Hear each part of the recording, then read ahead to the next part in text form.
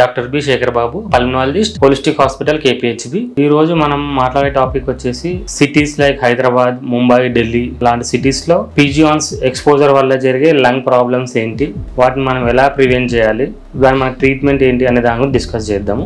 ముందు మనకు పీజియాన్స్ వల్ల ప్రాబ్లం ఏంటి అనేది, నార్మల్ గా సిటీస్ లో పీపుల్ అంతా పీజియాన్స్ కి ఫీడింగ్ చేయడము, ఇంటి దగ్గర మొత్తం పీజియాన్స్ డ్రాపింగ్స్ ఉండడం మనం గమనిస్తూ ఉంటాము. ఈ పీజియాన్స్ డ్రాపింగ్స్ లో యాంటీజెన్స్ ఉంటాయి, ప్రోటీన్ యాంటీజెన్స్. అది క్రానిక్ గా అలా ఉండడం వల్ల డ్రై అయిపోయిన తర్వాత ఆ యాంటీజెన్స్ అనేది ఎయిర్ లో ఇన్హలేషన్ రూపంలో లంగ్స్ లోకి డైరెక్ట్ గా వెళ్ళిపోతుంది. లంగ్స్ లోకి వెళ్ళిన తర్వాత రియాక్షన్ జరిగి పేషెంట్స్ కి సిమ్టమ్స్ మొదలవుతాయి. కొంతమందికి బ్రీతింగ్ డిఫికల్టీ, కఫ్ వస్తుంది, ఫీవర్ లాగా వస్తుంది, వీక్నెస్ లాగా అనిపిస్తూ ఉంటుంది.